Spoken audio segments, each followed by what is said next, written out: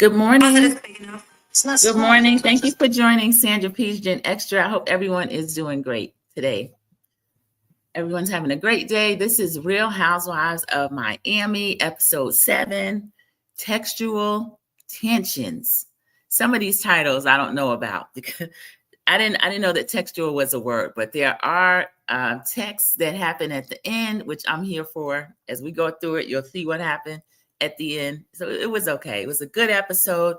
Welcome in if you are here for the live review. Thank you so much. CC, the moderator, came in and said good morning to everyone. I appreciate that. Good morning, CC. Sharon Gobble was in. Good morning. Thank you so much for coming in. Say good morning to everyone. And everyone that comes in for Team Replay, I appreciate you. Thank you so much. And again, this is Real Housewives of Miami series, season 7, episode 7, Textual Tensions.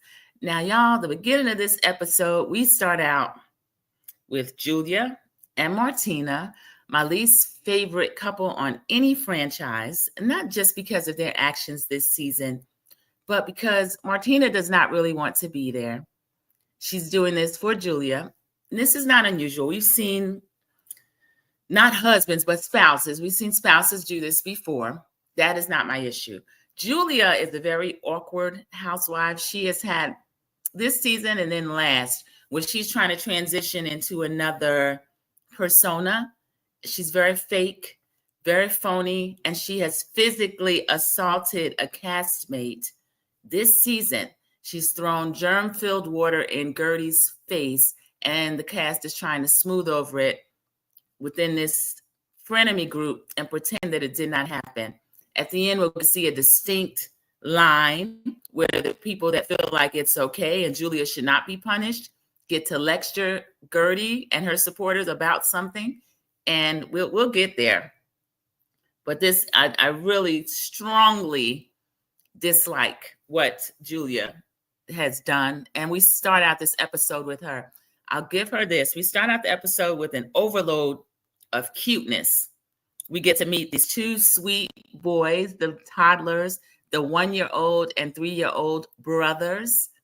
And they are brothers, y'all, little black boys that Julia and Martina have adopted. Martina is pushing 70, and they've let this lady adopt 2 small, active toddlers. And I want to say, I feel like it's to burnish Julia's image.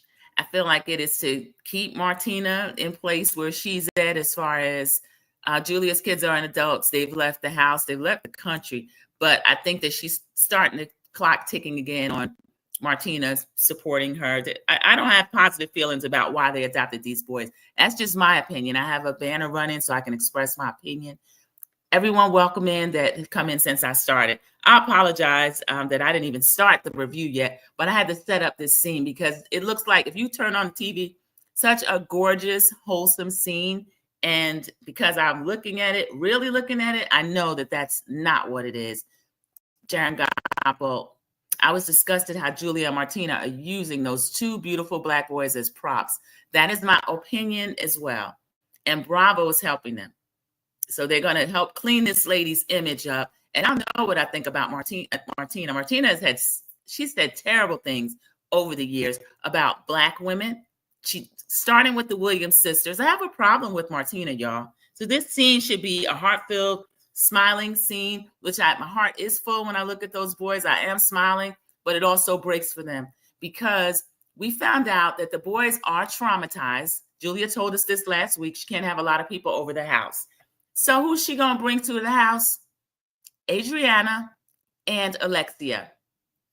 Adriana came with big personality, bright colors, open heart, hugged them. And Julie was holding the baby. And she said, is it okay for me to get close?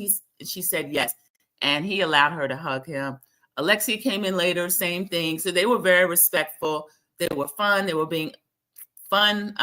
Alexia called herself the fun tia, which is a fun auntie. I'm the fun tia of my family. So I know what that is. And kids take that seriously. But Gertie, who used to see herself as a real friend to Julia, I believe that she never was. Gertie believed that she was. Gertie would look more like these children's mother. She's not there. Kiki would look more like these children's mother. She's not there.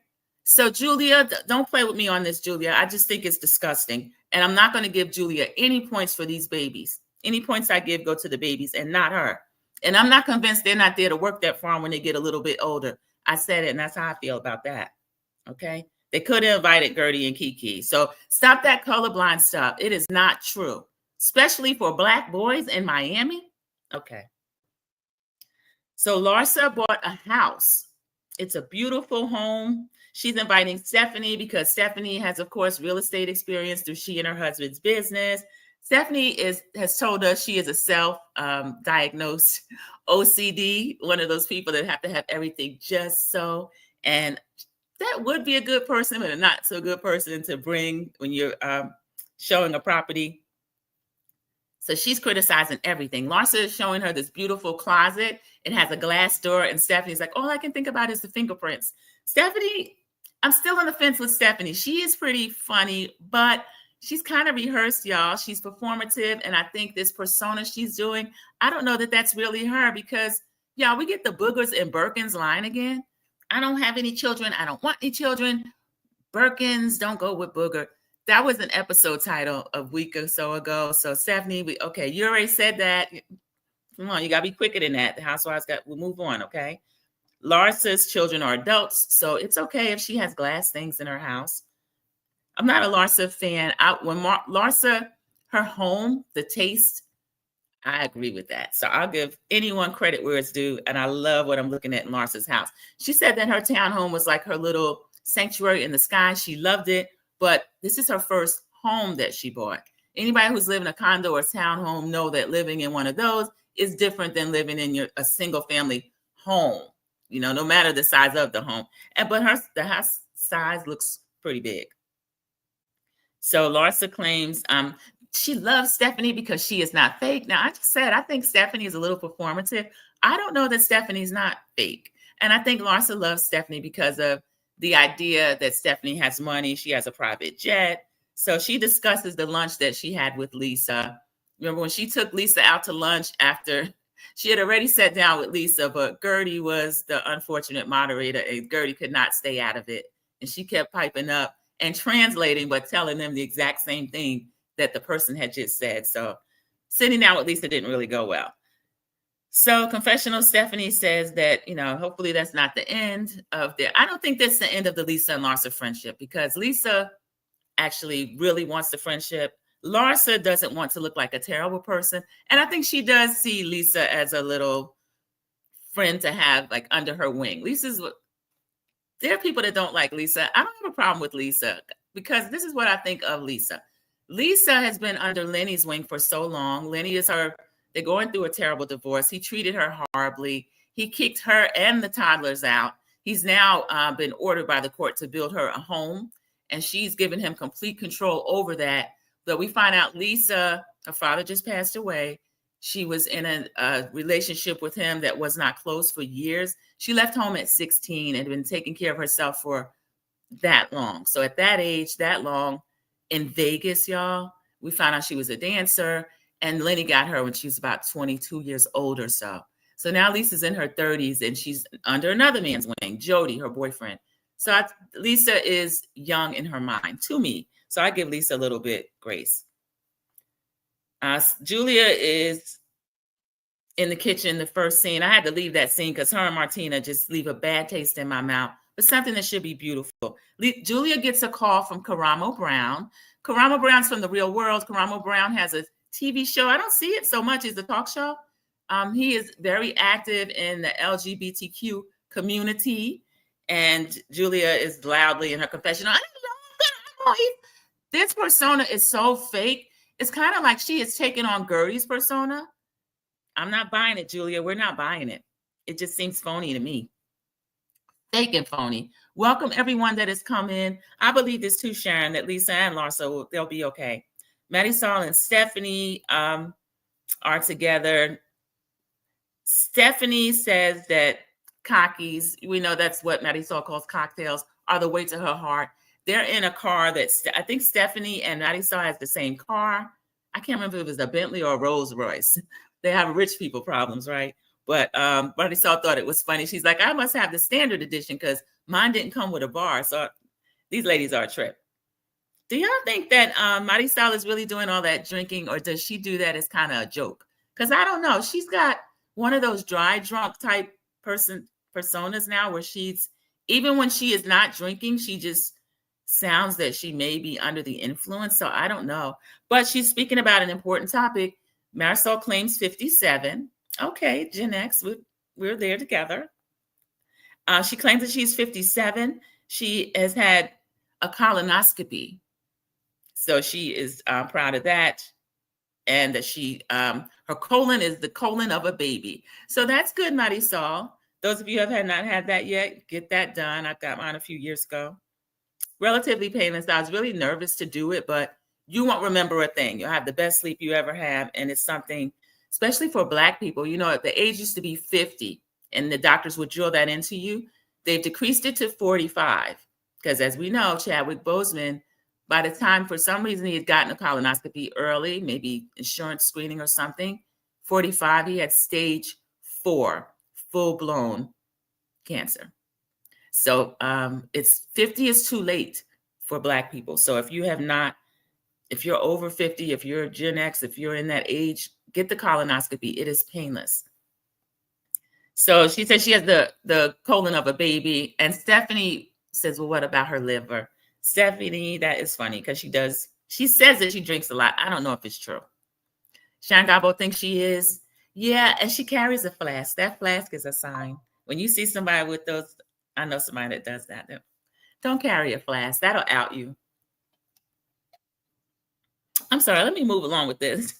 So Ariana says that she knows that, let's see, she doesn't, let me skip that. This is back at that party. Y'all, it wasn't a party. It was just, and I'll tell you why this annoyed me. This cast likes to break up into little groups, which is okay for them to do that, but not when you're trying to exclude certain people. So now what Julia's doing, she was icing out Adriana and Gertie. Now she's just kind of pinpointing it where she is icing out Gertie exclusively. And the other ladies are acting like they don't see it and they're allowing her to do it.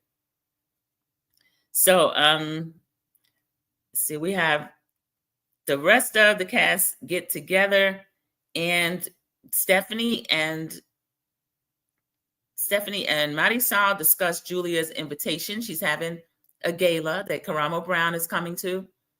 Well, it's actually for him. They're honoring him for something, Activist of the Year or something.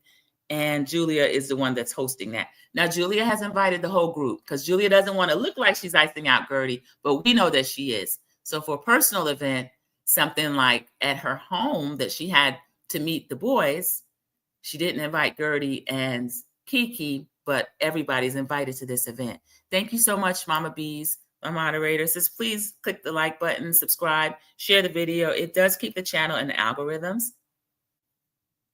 So we'll skip to the party. Karamo Brown, we get a sighting of him. I always liked him. He's very personable, very good looking. He also used to do that Queer Eye for the Straight Guy. He would be the one that's serving in kind of like a life coach capacity.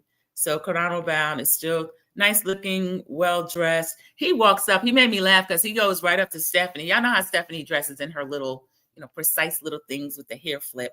He says, I can smell money on you. I can smell money on you. So I thought that was funny.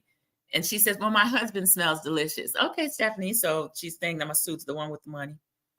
Confessional, Stephanie said she smells money too. So yeah, she is leading with her private jet. Kiki arrives, gorgeous as always. They introduced a woman named Carmen, who is a model. Carmen has worked with Kiki. And then y'all know how I am. If you present something to me, that's what I see. Somehow they bring up that Carmen brought it up. There was a time when I wasn't allowed to model. This pretty lady, why couldn't she model? She says that she is a transgender woman. Okay. I didn't know. She told me because I didn't know. So Lisa and the rest of the group are talking about the Lisa and Larsa kind of making up a little bit.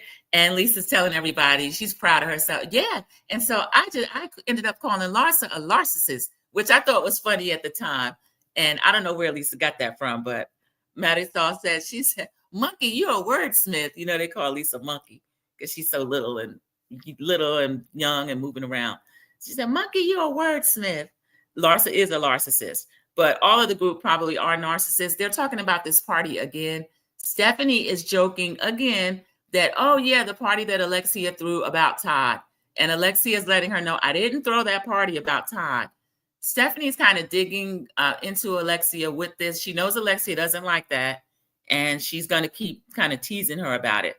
And confessional, Alexia is like, I told Stephanie, stop doing that. Stop talking about my husband. Stephanie does do that. How would she like it if I started talking about Masood? She wouldn't like it. So y'all stop talking about each other's husbands, especially when somebody tells you that they don't play like that. Because remember, these two don't know each other like that. They just met. So we find out Gertie is throwing a breast cancer awareness all-white party.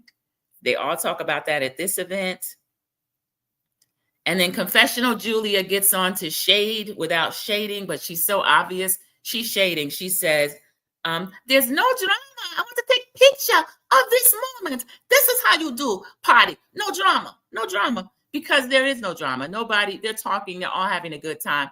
The last real drama that they had, of course, they had the Lisa Larsa thing at the Narcissist party. They sent Lisa out crying.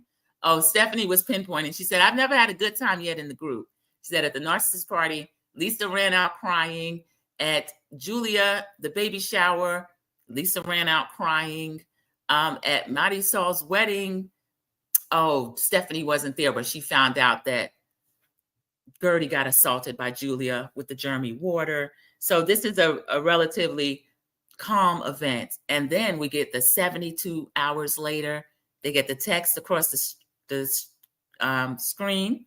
Production's telling us that something is happening. So we get foreboding. This is Gertie's party. Gertie is gorgeous in all white, but it's about to go down, y'all. She's got Russ in his white, or I feel like he was in kind of like off-white. Russ I find to be handsome. He and Gertie they're a lovely couple. We got to see them, that they met in 10th grade last week. And that picture of him and Gertie, this is my favorite couple across franchises, as I've told y'all. Oh, so they're on the cast with my least favorite couple across franchises, Martina and Gertie. Oh, that's ironic. So Gertie's sons are taking pictures. They're in all white. Now, y'all, her boys, Liam and Russ Jr., they would look exactly like these two little brothers that Julia and Martina have adopted when they get older. Isn't that's something, y'all? That's a trip. So Gertie says, Gertie's up on the stage talking. She's in her element. Everybody's complimenting on how beautiful the event is. And Russ says, well, that's what Gertie does. She's in her element, this and that. Russ and Julia have a very awkward encounter. Julia walks up. Hello. How are you? Russ is stone when it comes to Gertie. Russ is still not okay about, as he referred to Julia, the big, tall woman, standing over, assaulting his wife, and the other ladies not saying anything. We know Russ is not okay about that. So she approaches Russell. He says, how are the two boys? Congratulations on that and good luck. Because remember, he's got two boys too. And he's been where Julia is. So Julia says, well, that we had met, something had happened. Not mentioning the assault, the germy water. She's assuming Russ knows, which he does. Russ is staring stone face. And she's, that did happen. And he said, I hope we can all move forward. And he left it there. He didn't say, it's okay, I'm glad you're friends again. Or he didn't try to soothe Julia, make her more comfortable. It was awkward. Russ left it awkward. Thank you, Russ. That's the energy that we're giving Julia. I don't know why the other ladies are sliding over this, what she did, and trying to make it okay. Because it's not okay. And I don't like Bravo sweeping it under the rug and acting like it's okay. I need to see this reunion, y'all. I want to know what happened. So Marisol comes in. She asked Julia, did you talk to Russ? And Julia said, yeah, it was awkward. So Julia can act stupid, but she's not stupid. She knows that what she did isn't okay, that Russ is still not okay with it. And this is awkward and should be awkward, okay? She physically assaulted this man's wife. So Julia she's gossiping to Marisol. I went out with Todd and Alexa, and Todd is telling me that he wants to get back with Alexia. Now, Julia, how do you know that Alexia wants to spread this within the group? Because the group doesn't think Todd is good for Alexia. I don't either. Alexia has this whole season been crying about how Todd treated her, how Todd ended up leaving her, and just having a fit about Todd. Now, the whole time she's still sleeping with Todd. She told us earlier in the episode she was making out with Todd. So now we find out she's double dating with Todd. Y'all, this is gonna be a mess. Gertie's gown was beautiful. She looked gorgeous. She did. Let me talk about what Gertie had on. She was dressed like the top of a wedding cake. I think somebody described her. She was in all white, but it had one of these dramatic, kind of like not even a collar because it was one-sided, but a plume that came up over the top. And it was gorgeous for the event. I love all white, and we look beautiful in white. So I really love all white. She looked gorgeous. And then Sharon says, Russ and Gertie have some handsome sons. They are a good-looking family. They're a very good-looking family. I love them together. And they factor in later, y'all, to the mess. Everything's going smoothly, right? Everything's going smoothly until, okay, Alexia is in a circle with Stephanie, who has one too many joke about Todd and the party, the narcissist party. Alexia has told this woman, stop playing like that.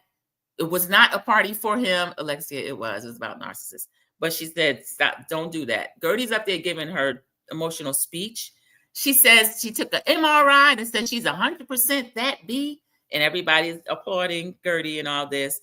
And Julia claims that she's proud of her friend. Again, Julia's aware of the camera and what she needs to do to clean it up, but it doesn't strike me as sincere yet. I don't know that it will, because I don't believe her. Gertie salutes Russ, her two sons. She says she wants to give Russ literally his flowers for how he cares for her, how he cares for their family. It was really a beautiful moment. Russ and the sons are backstage. Stephanie's still teasing Alexia. Gertie's making an announcement. She says, after I have made moves to forgive a person, I have found out that this person is still giving out false information about a couple of events that happened. The ladies were in a little group. Everything, we thought it was going to end uneventful. They're looking toward the stage like, what is Gertie getting ready to do? Gertie's speech is letting us know that Gertie is not over what happened. Gertie has now kept in her mind that she's going to see how Julia moves, and then she's going to make her next move. And then production flashes back to before Russ and the sons leave. Gertie's like, I hate to involve you with this and do this for you, but when I send you a text, I want you to post that. Gertie has this long string of texts. This is just my notes. Long string of texts she sent to the son. Remember, this was a presentation type event too, because she gave a speech. He's a teen, right? I don't know if it was Liam Russ Jr. He was able to put that on a big screen behind Gertie. Y'all, the whole party is looking at the text chain between Julia and Gertie. Now, this is what is funny about it to me, because I was laughing.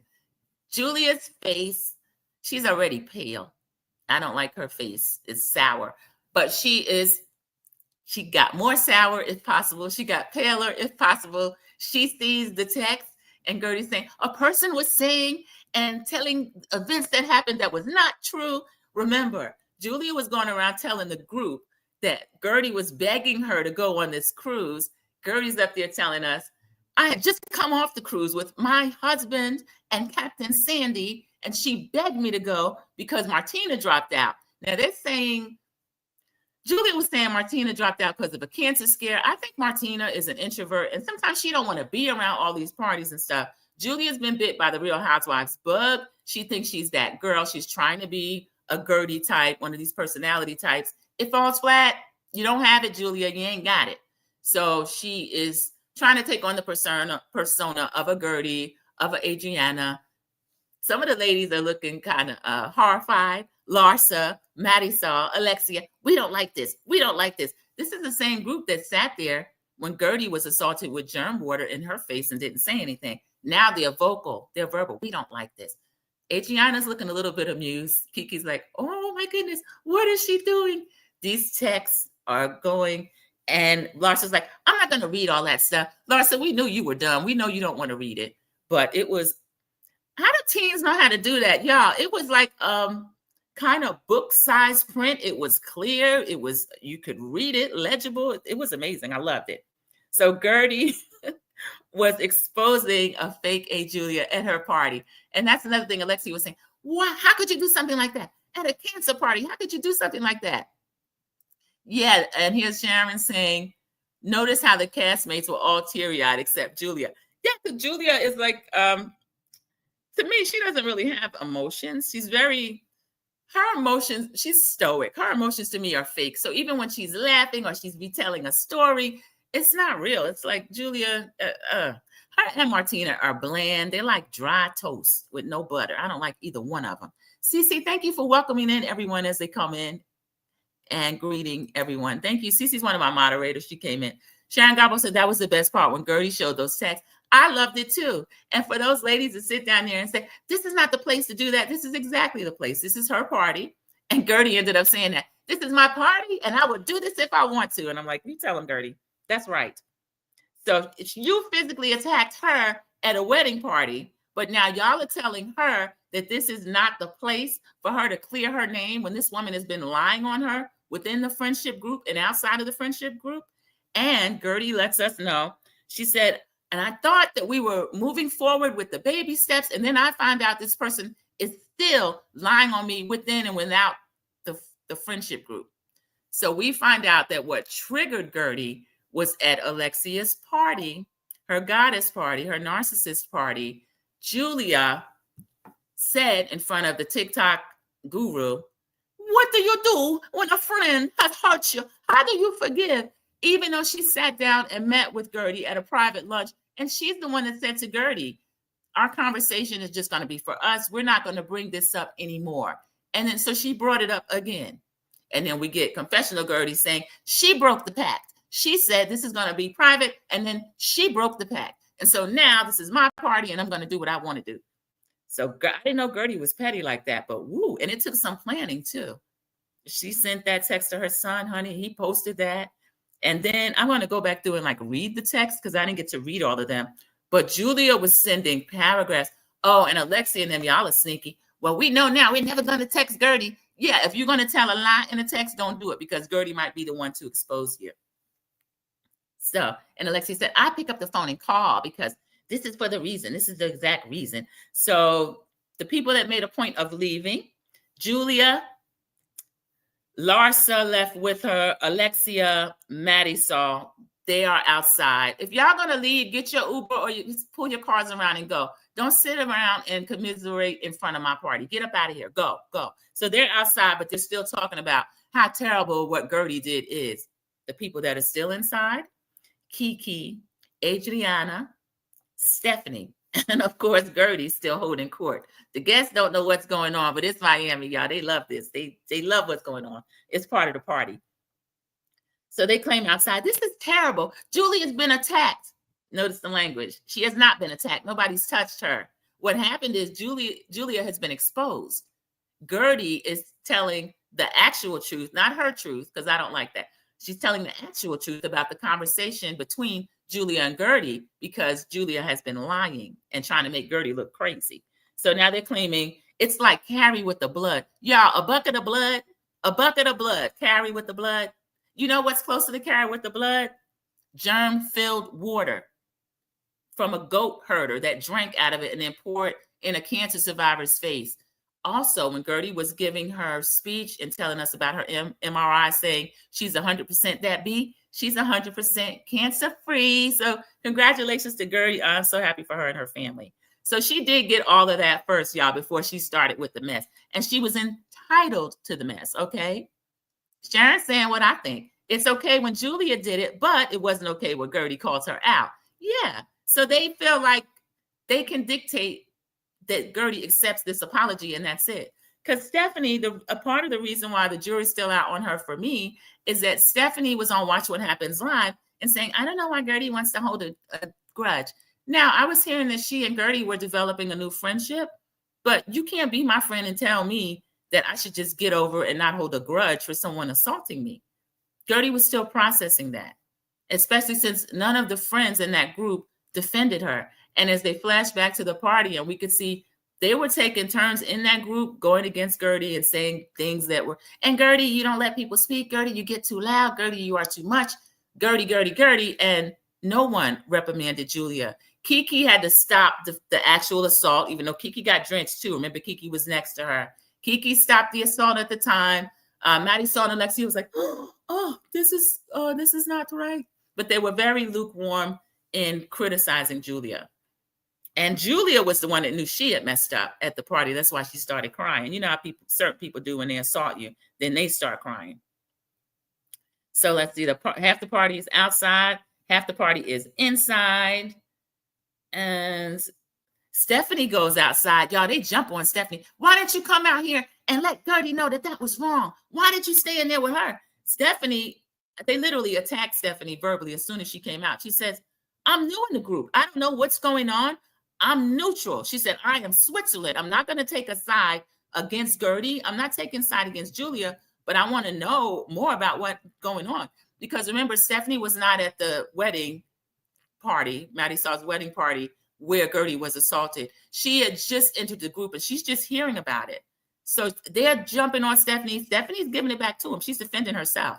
She says, well, Gertie decides when she's going to forgive. This is why her Watch What Happens Live interview was so confusing to me. Because Stephanie, I'm agreeing with you in this episode. I did not agree with you on Watch What Happens Live.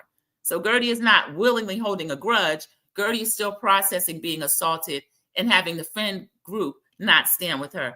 Even Kiki, her sister, got up and left. Now, I go back and forth on whether or not Kiki should have left her. Kiki did speak to her in French and patois and say, sister, they want us to leave. Kiki was drenched. Kiki did get up and leave her there. Gertie made the decision to stay, even after she had been assaulted.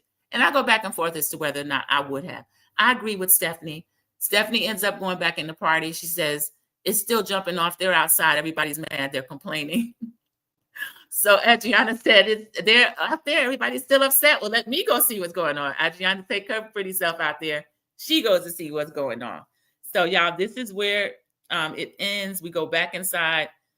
Gertie says, it is the me era. Gertie's over the top now. The adrenaline's pumping in that white dress with her little white plume. It's a me era, my party, and I can do what I want. So y'all, I'm okay that Gertie is victorious about this very petty thing that she did. I'm okay with Gertie doing what she did, y'all. It was a formal event. Welcome in, dear Yvette. Thank you so much. Hello. So it was a formal event. Gertie ended it kind of awkwardly for some of the guests, but just as many of the guests loved it, y'all. The only people that were really upset was sour-faced Julia and her group of merry bandits, Maddie Saul, Alexia, and Larsa, because they wanted Gertie to get over it when they want her to get over it. And Gertie decided, I'm not going to get over it. Dear Yvette speaking to the chat. So that was pretty funny. We see another preview of Stephanie complaining that she hasn't been to a good event yet. So she's throwing a yacht party. All the ladies are at a yacht party. We see Gertie saying, and they walked out like it was a dick pic. Which is true. They did walk out like it was so alarming. And Alexia says, we would have enjoyed a dick pic. Alexia, you're just crass and foul. I'm sure you would have enjoyed that. I don't enjoy people being assaulted with germy water, hands, feet, none of that. And you can sit up and verbally spar. And I'm kind of I'll giggle with you on that. And then the text, that was harmless. Julia didn't get hurt. She wasn't at risk of germs, none of that. She just got embarrassed, as she should have, because she lied and she got caught in a lie. So we're right above half hour. Sharon agrees with me. Sharon says, I love what Gertie did. That episode was a 10 for me. Yes, because of the party, we got to focus and feature Gertie. We did get to meet the little boys. Now, Martina had said earlier that she's not going to share the boys. So now Julia has twisted her arm. I don't care, Julia. Julia has twisted Martina's arm, and they're featuring these boys for a storyline because Julia was on her way out the door, and I hope she still is. Dear Yvette gives my sentiments. I'm so tired of all them stone faces. Me too. Martina, Julia, just, I can't take it. And anytime you see a Black woman having joy, there's one of them in the background. Just look at my post. Go to Sandra P's Gen Extra. I posted a picture of Angel Reese during All-Star Weekend, and they caught her in a moment. She's reflective. She's kind of smiling. She's in her own merch, y'all. She has an Angel Reese T-shirt on. And there is a woman, sour face on the side, just a scowling. So anywhere we go, there's going to be somebody there that's kind of upset about it, especially if we're smiling and having a good time. So, yeah, 10 out of 10 for this episode because Gertie got her revenge. It was pretty harmless. It embarrassed the stuffing out of Julia. It put the initial assault front and center. It put Julia's lies front and center. And now the group's going to be talking about it, y'all. So this was Real Housewives of Miami, season 7, episode 7, Textual Tensions.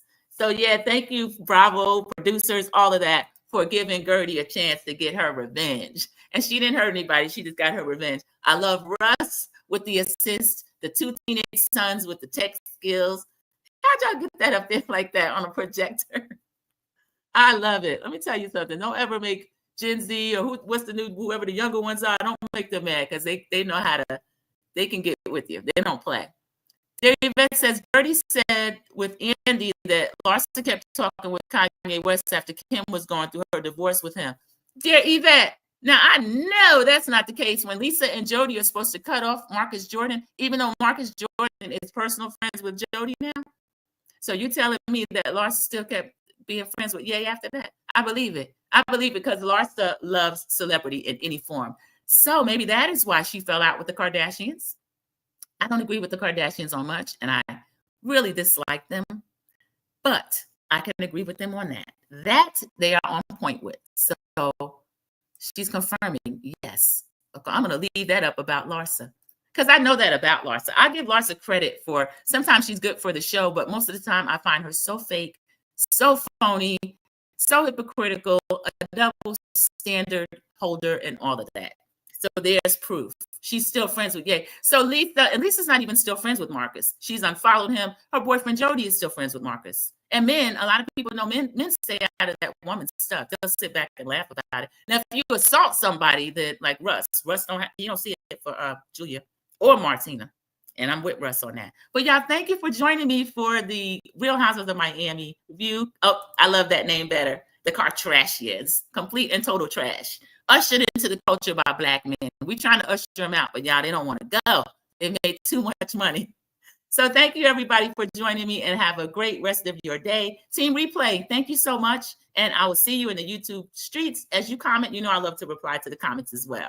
Everybody's laughing at the Kardashians. All right, everybody, have a great day.